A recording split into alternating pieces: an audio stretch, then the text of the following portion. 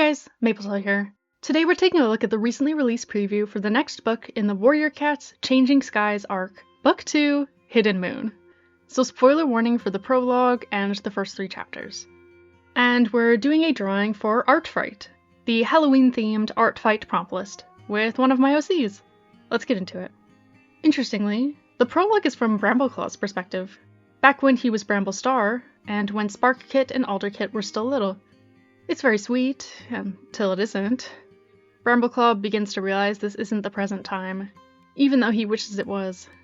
Panic flooding through him as the vision fades. He's in StarClan, and Leafpool has a message for him.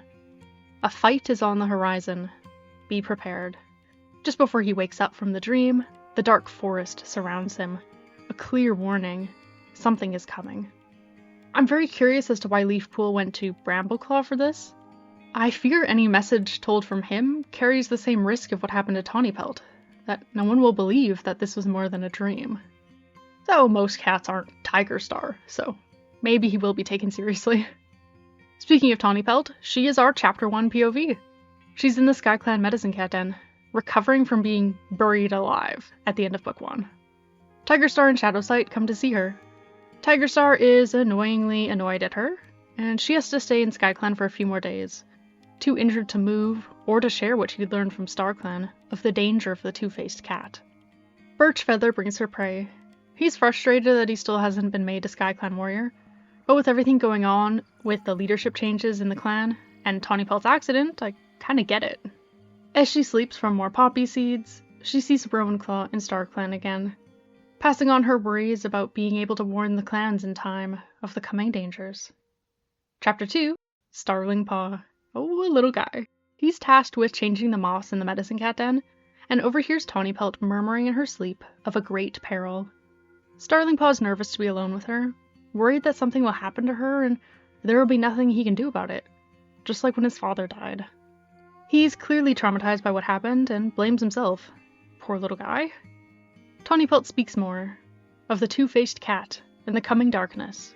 Her eyes snap open, saying that, "You're the only one who can help me," before passing out again. No wonder Starling Paw thinks he's the only one who can save the clans in the blurb. Oh my god, this is kind of hilarious. She was definitely talking to Rowanclaw in her dream, but I am so excited to see where this leads.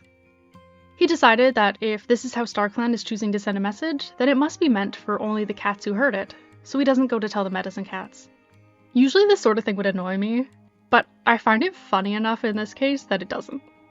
Oh, and he thinks this is StarClan's way of giving him a chance to redeem himself for his father's death. That is so sad, what the hell? He looks around all the cats of SkyClan, looking for anybody to give him advice. It was cool seeing his perspective on all these characters. He settles on trying to tell his mother Needleclaw, who was curled up with Rootspring, possibly grieving Kite Scratch. I'd low-key forgotten she was Starling Paw's mother. It's kinda devastating that both siblings lost their mates now. But it is nice to see that they're there for each other through it. The three talk about the past and Kite Scratch, and it hurts to see Starling Paw thinks that even his mother blames him for his father's death. I definitely don't get that vibe from her, but I can understand that that level of feeling so guilty would cloud reality for him. In all his guilt, he forgets to confide in Needleclaw, deciding it's best not to worry her with more anyways. Chapter 3 brings us to Moonpaw.